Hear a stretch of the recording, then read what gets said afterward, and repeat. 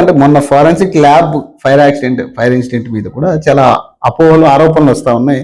ప్రధానంగా phone tapping కి సంబంధించి 7 కీలక ఆధారాలు, కీలక గ్యాడ్జెట్స్ అంటుకుపోయినాయి. సో దాన్ని రిట్రీవ్ చేసే ప్రాసెస్ లో ఉన్నామని చెప్పి ఇటీవల కొన్ని వార్తలు వస్తా ఉన్నాయి. సో అంటే బేసిక్ ఇది మళ్ళీ కాంగ్రెస్ వాళ్ళు ఏం చెప్తా ఉన్నారు, ఇది బీజేపీతో కుమ్మక్కై కేటీఆర్ చేయించింది ఇదంతా అనేది కాంగ్రెస్ ప్రభుత్వం ఎవరు చేయలేదు? కాంగ్రెస్. ఆ గవర్నమెంట్ ఆఫీస్ ఎవరిది? అవును, కాంగ్రెస్. మరి కాంగ్రెస్ ప్రభుత్వం కదా. అంటే మరి అంత బయటగానోడు అన్నట్ట. వాడి ప్రభుత్వంలో వాడి ఆఫీస్ని మేమేమైనా చేయగలుగుతామా?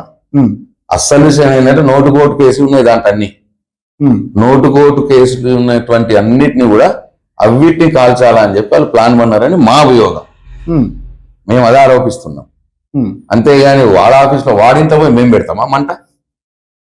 బీజేపీతో కుమ్మక్కే చేసారేమో అనేది. అవునండి, ఇల్లు ఇప్పుడు వాడిగా రేవంత్ రెడ్డి కదా ఇల్లు. అంటే ఆయన పర్మిషన్ లేకుండా వెళ్ళరు కదండి. తెలంగాణ భూభాగంలో ఒక గవర్నమెంట్ ఆఫీస్ లో ప్రభుత్వం పర్మిషన్ లేకుండా వెళ్తే ప్రభుత్వం చేతగాంతరం రిజైన్ చేయమని రేవంత్ రెడ్డిని. ప్రభుత్వ ఆఫీస్ కదండి అది. మరి వాళ్ళు ఇచ్చి వాళ్ళు కాల్చుకొని మా మీద నిపుణులు ఎత్తున్నారు. వాళ్ళు నోటుకోటు కేసులో ఉన్నటువంటి అన్ని ఆధారాలు అక్కడ ఉన్నాయి కాబట్టి కాల్ చేసిరు కావాల్సుకొని. సో మహేష్ కుమార్ గౌడ్ ఎందుకు టార్గెట్ చేసిరు ఇందాకంటే